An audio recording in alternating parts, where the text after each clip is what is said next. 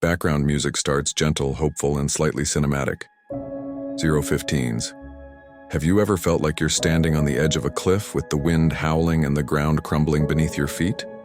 In a world that often feels chaotic and unpredictable, where do we find our solid ground? Where do we find true, unshakable safety? There's an ancient song, a poem really, that has been a source of incredible strength for millions of people for thousands of years. It's called Psalm 91, 1545s. It starts with this incredible image. Whoever dwells in the shelter of the Most High will rest in the shadow of the Almighty. Think about that. On a scorching hot day, what do you look for? Shade. The shadow of a huge, unmovable mountain. This isn't just about finding a temporary break from the heat. It's about living there. It's about making your home in a place of divine protection. 45:130. And this is where trust comes in. The second verse says, I will say of the Lord, He is my refuge and my fortress, my God in whom I trust. It's easy to say we trust, but what does it really mean? It's more than just a thought, it's a declaration. It's looking at the storms of life, the financial worries, the health scares, the relationship struggles, and speaking out loud, You are my fortress. A fortress isn't just a wall. It's a fully equipped stronghold designed to withstand any and every attack. Trust is actively handing over the keys to your defense system to someone infinitely more capable. 1-30, 2:30. The psalm then gets incredibly specific about this protection. It talks about being saved from the fowler's snare and the deadly pestilence. In ancient times, a fowler's snare was a hidden trap, something you wouldn't see until it was too late. How many hidden traps are there in our lives today?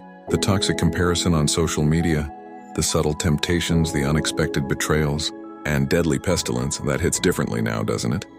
The psalm promises a covering, a divine shield against the things we see and the things we don't. It says, He will cover you with His feathers, and under His wings you will find refuge. Imagine the safety a tiny chick feels under its mother's wings. That's the kind of intimate, personal protection being described. 2:30, 3:15. This isn't a magic spell that means bad things will never happen around us. In fact, the psalm acknowledges the chaos. It says, 1,000 may fall at your side, 10,000 at your right hand, but it will not come near you. This is the twist. The promise isn't an escape from reality, but a profound peace and safety in the midst of reality. It's about your core, your spirit, being anchored in a refuge that no worldly storm can touch. 3:15, 3:45.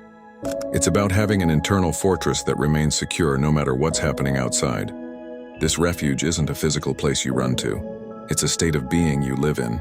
It's built on trust. It's found in the shelter of the Most High. So when the winds howl and the ground feels like it's shaking, remember this promise. You're invited to dwell in a place of ultimate safety. 3:45-4:15. The psalm continues with even more incredible promises for those who love and acknowledge God. It talks about rescue, honor, long life, and salvation.